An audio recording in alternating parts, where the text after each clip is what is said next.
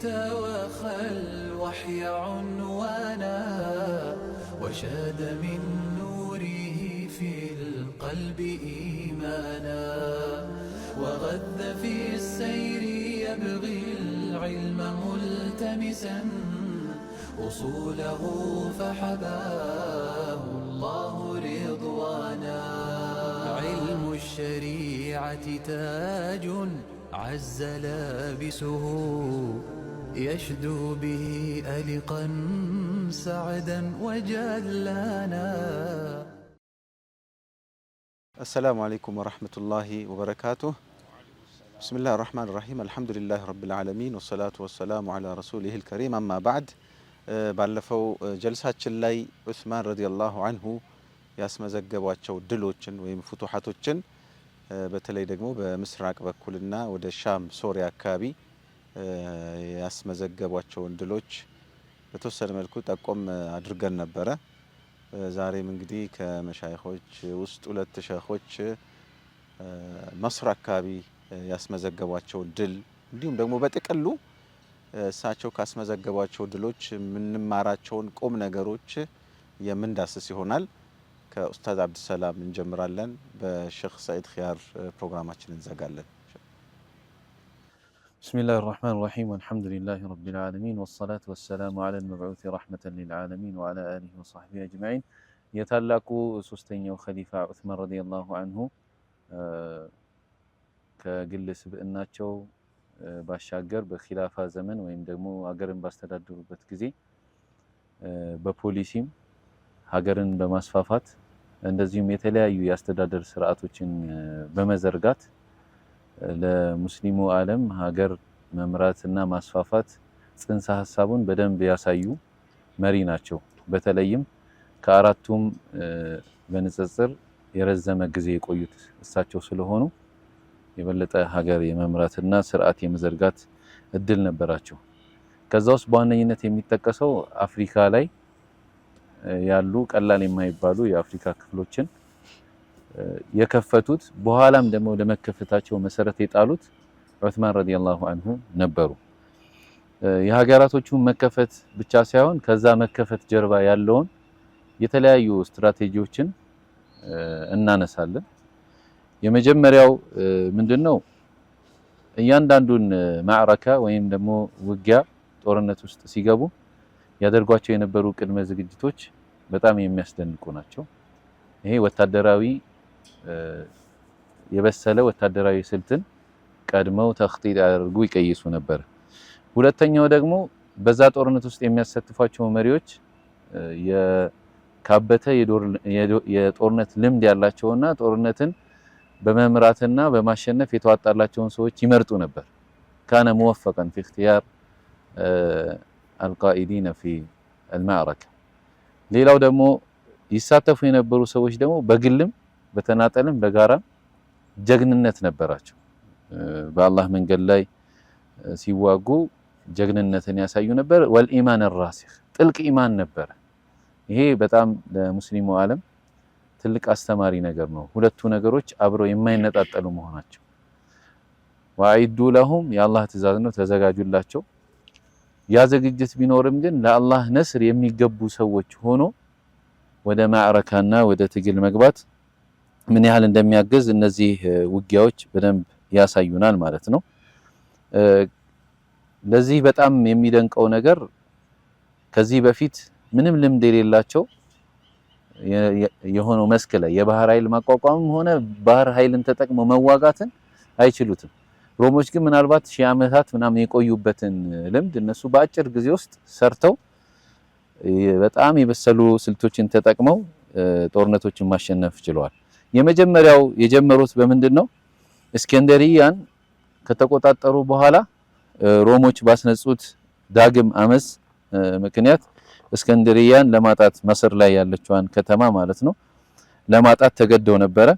ይህም የሮማው ንጉስ የሂረቅል ልጅ ሆነው ትልቅ የሆነ የባህር ኃይል በመላክ ማኑኤል በሚባል መሪነት ያቺን ከተማ ለማስለቀቅ ችሎ ነበር።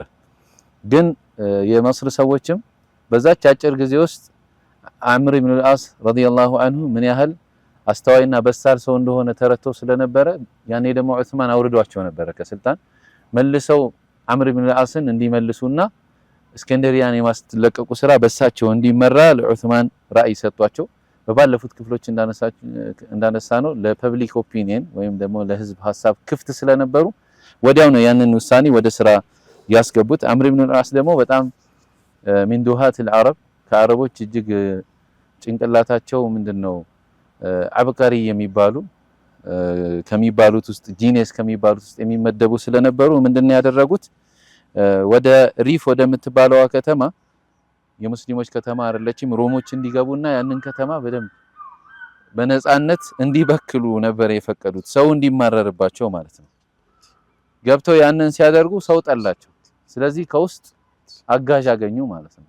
ከውጪ ጦር ይዞ ሲገቡ በቀላሉ ማሸነፍ ቻሉ። ነህረ ቲል አካባቢ የተደረገው ጦርነት በእነሱ በሙስሊሞቹ አሸናፊነት ተጠናቀቀ። ቀጠሉና ደግሞ ሱዳንን ወደ መክፈት ደግሞ ተንቀሳቀሱ። ቢላድ ኖባ በመባል የምትታወቀው ማለት ነው። ያኔ ግን ሌላ አንድ የሚገርመኝ ነገር ምንድነው ጦርነት ላይ ላልተዘጋጁበት አዲስ ስትራቴጂ ወይም ስልት ወዲያው ምላሽ መስጠትና ለዛ ደግሞ እዛው መዘጋጀትና ስልትን መቀየር ይጠቀሙ ነበር ሙስሊሞች። ሱዳኖቹ ምንድነው ያደርጉ የነበረው ይሄ የድሮ ቢሆንም ያልተጠበቀ የሆነ በወንጭፍ አይንን መምታት ስልት ይጠቀሙ ነበርና ብዙ ሰዎች በዛ ተጎዱ። ያኔ ግን አብደላህ ኢብኑ ሰዓድ ኢብኑ አቢ ሰርህ የጦር መሪ ነበርና ምን አደረገ ወደ ስምምነት እንዲመጡ ጫና አደረገባቸው። እነሱም ነፃ እንዲሆኑ የንግድም ስራው እንዲከፈት አደረጉ። ከዛ በኋላ ያው እስልምናን በመውደድ አብዛኛው ሰው በጦርነት ያልገባው በድርድር መቼ ደግሞ ድርድር ማድረግ እንዳለባቸውና ጦርነትን ማቆም እንዳለባቸው የሚረዱ ነበር። ብዙ ሰው ሰለመ ማለት ነው። ሌላው ቱኒዚያ ወይም ሸማል አፍሪካ ሰሜን አፍሪካን የከፈቱበት አጋጣሚ ነው። ያም ዑስማን ረዲየላሁ ዐንሁ ነው የሚገርመው ሐሳቡን ያቀረቡት ጦርነቱ ራሱ እንዲካሄድ እና ከዛ አብደላህ ኢብኑ ሰዓድ ትልቅ የሆነ ዘመቻን አዘጋጁ። ጦር ሰራዊት ካስታጠቁ በኋላ ወደ ዘመቻው ገቡ። 20 ሺህ ሰራዊት ይዘው ነው ከ120 ሺህ እስከ 200 ሺህ የሚሆን ሰራዊትን የገጠሙት። ከባድ የሆነ ውጊያ ነበር የተደረገው። ግን መጨረሻ ላይ አሸንፈው ጂዚያም ግብርንም ፈርድ አድርገው ወይም እንደሚከፍሉ ተስማምተው ጦርነቱ ተጠናቀቀ። የሚገርምና የመጨረሻውን አነሳና አጠናቅቃለሁ። ያ ምንድነው ቅድም እንዳልኳችሁ የእንትን የባህር ውጊያ ወይም የባህር ኃይል ማደራጀትና በዛ መዋጋት የመጀመሪያ ተሞክሯቸው ነበርና በዛ ተሞክሮ ላይ 200 የባህር መርከብ ነበር ያዘጋጁት። 200 አዘጋጅተው የሮሞቹ ግን 600 መርከብ ነበር ያዘጋጁት። 200 መርከብ ላይ ነው የሚደረገው ጦርነቱ። ይህንን ለማሸነፍ ምንድነው የተጠቀሙት ስልት ጦርነት ውስጥ ሆኖ ስትራቴጂ መቀየስ ያልነው ማለት ነው። ቅድም መርከቦቻቸውን ከሮሞቹ መርከብ ጋር ማሰርና የተረጋጋ የማይወዛወዝ ከባቢ የጦርነት ከባቢ መፍጠር ስልት ተጠቀሙ። ከዛ በኋላ ጀግንነቱም አለ። በቁጥር ምንጊዜም በማነስ ተሸንፎ አያውቁም። ይህንን ስልት በመጠቀም ከባድ ጦርነት አደረጉና ማሸነፍ ቻሉ ማለት ነው። እነዚህ ሁሉ ድሎች የተገኙት በዑስማን ረዲየላሁ ዐንሁ ዘመን እንደሆነ ልብ ማለት አለብን ማለት ነው። ሜዲተራኒያን ሲን የሚባለው ወይም ይሄ ባህር ሙተወሲጥ የሚባለውን የተቆጣጠሩት የሮሞችን ስልጣን እዛ ባህር አካባቢ ላይ ወይም ደግሞ የበላይነት እንዲያበቃ ያደረጉት ቆብሮስ የምትባላቸው ሳይፕረስ የምትባለውን ምንድነው ደሴትም የያዙት በእነሱ ዘመን እንደሆነ ኢማን ከስልትና ከእውቀት ጋር ጀግንነት ህብረት ሲፈጠር ምን ያህል ውጤት እንደሚያመጣ እንማራለን። ጀዛኩሙላህ ኸይር ባረከላሁ ፊክ ሹክራን ኡስታዝ አብዱሰላም። ከነዚህ ፍቱሃቶች ድሎች የምንማራቸው ቁም ነገሮችን ከሼክ ሰይድ እንሰማለን ኢንሻአላህ። መርሐባ ቢስሚላህ ወልሐምዱሊላህ ወሰላቱ ወሰላሙ ዐላ ሰይዲና ረሱሊላህ ወዐላ አሊሂ ወሰህቢሂ ወታቢዒና ወመዋላህ። እንግዲህ ዑስማን ኢብኑ አፋን ረዲየላሁ ዐንሁ ወአርዳህ ብዙ ነገሮች በሳቸው ጊዜ በጣም የዘመኑበት የተሻሻሉበትና የአላህ ሱብሓነሁ ወተዓላ ፈቃድ ሆኖ ደግሞ ፍቱሃት የሀገራት መከፈት የሰፋበት የሮማን ኢምፓየር ለመጨረሻ ጊዜ የተንኮታኮተበት በተለይ ይሄ ሜዲትራኒያን ባህር አካባቢ ደቡብና ምስራቁ ሙሉ በሙሉ በሙስሊሞች ቁጥጥር ስር የሆነበት ሁኔታ የነበረበት ነው። ዑስማን ኢብኑ አፋን በትምህርቱ ለኢማሞች፣ ለሙአዚኖች፣ አጠቃላይ ለጦር ኃይሉም ጭምር ክፍያ የተደረገበት ሁኔታ ነበረ። የአሰራር ስልቶች በአንድ ወይንም በሌላ ሁሉም ተጠያቂነት ኖሮት እንዲሰራ የተደረገበት ነበር። በዚያው ልክ በተለይ የምድር ኃይሉ በክፍያ እና አስገዳጅ ሁኔታም የነበረበት፣ የባህር ኃይሉ ደግሞ በአዲስ መልክ ተዋቅሮ በጣም የዘመነበትና በአጭር ጊዜ ውጤት ያሳየበት ነበረ።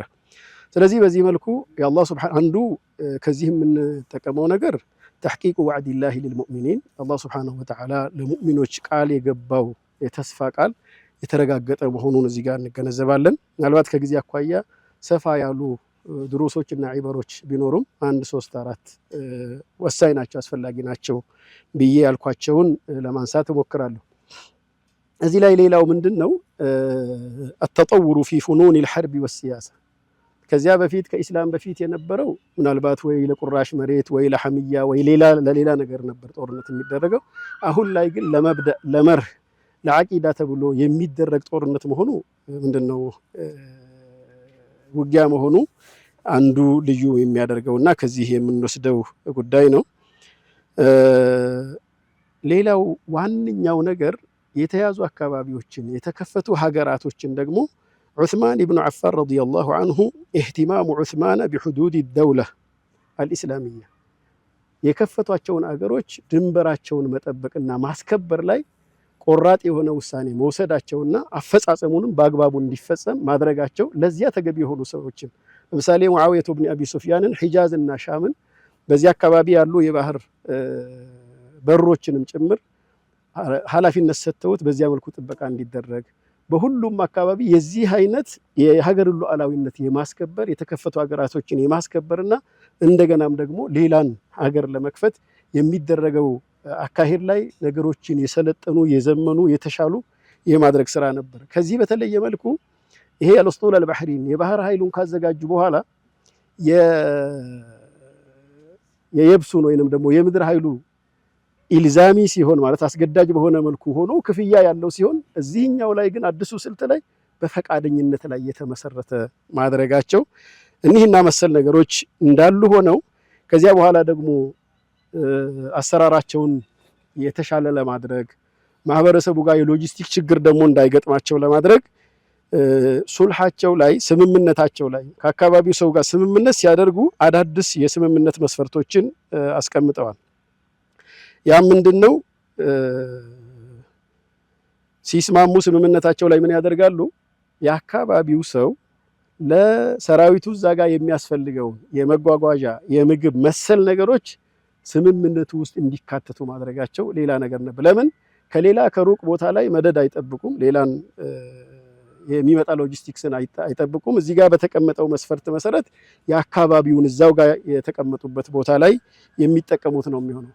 ይህን በሚያደርጉበት ጊዜ ደግሞ የሰሓቦቹ አስሓቡ ረሱሊላሂ ዓለይሂ ሰላቱ ወሰላም ይሄ ጀይሽ ኢማንን የታጠቀ አላማን ያነገበ ስለሆነ አላማው ሰዎች ከእሳት እንዲድኑ የአላህን ሪዳ ውዴታ እንዲያገኙ ከኩፍር እንዲወጡ ስለሆነ የሚያሳዩት መልካም ስነ ምግባር እዛ ጋር ከገቡ በኋላ ደግሞ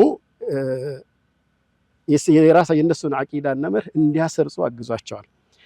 ዋነኛው ዑስማን የሚገለጹበት ነገር ጀምዑል ማዕሉማት ሚነል አዕዳ ፊትም የነበረ ቢሆንም በዑስማን ጊዜ ግን ውላቶቻቸውንም የሚያበቁበት መንገድ አንድን ተቃራኒን ክፍል ለማሸነፍ የሱን ማንነት፣ ምንነት፣ አቅሙን፣ ድክመቱን ማወቅ ያስፈልጋልና የዑስማንም አንዱ መለያቸው በራሳቸውም ጭምር ከዚያም ባለፈ በውላቶቻቸው በኩል ለዚህ ደግሞ በተለዩና ለዚህ በተመደቡ ክፍሎች የጥላትን ወይንም ደግሞ የተቃራኒን አካል አቅም የሚያውቁበት ኢንፎርሜሽን የሚሰበስቡበት ይሄም ደግሞ ሌላው መለያው ነበር ማለት ነው። ስለዚህ እዚህ ጋር ዑስማን ኢብኑ አፋን እንዳልነው የአሰራር ስርዓቱን የበለጠ ከረሱል ጋር አለይሂ ሰላቱ ወሰላም ካሳለፉት ከአቡበክርና በዑመር ጊዜ ደግሞ ወዚር አማካሪ ሚኒስቴር ሆነው ስለሰሩ የእድሜን ባለጸጋ ስለሆኑ ያላቸውን ልምድ ተጠቅመው ሁኔታዎችን በሁሉም መስክ ማዘመናቸውና ለሁሉም መስክ ደግሞ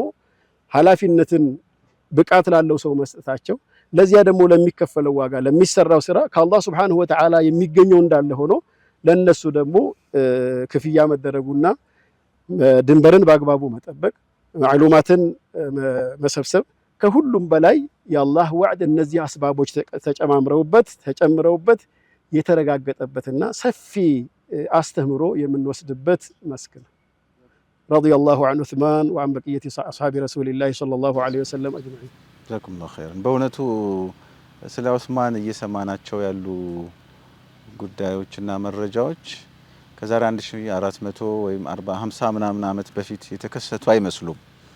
ለዘመኑ የሚመጥኑና በጣም ከፍ ያሉ ስኬቶች ናቸው። ልንኮራባቸው የሚገቡ የታሪካችን ደማቅ አሻራዎች ናቸው። ዑስማን ረዲየላሁ ዐንሁ ባለውለታችን ናቸው። ውለታቸውን የምንመልሰው እንግዲህ እኛ የነሱን ፈለግ በመከተልና እኛም ጊዜያችንን የዋጀና ያገናዘበ ስራን ከልብና ጃድ ሆኖ በመስራት ይሆናል። አላህ እንግዲህ ለዛ ምን በቃ አድርገን። ጀዛኩሙላሁ ኸይራን። ሰላም አለይኩም ወራህመቱላሂ ወበረካቱሁ።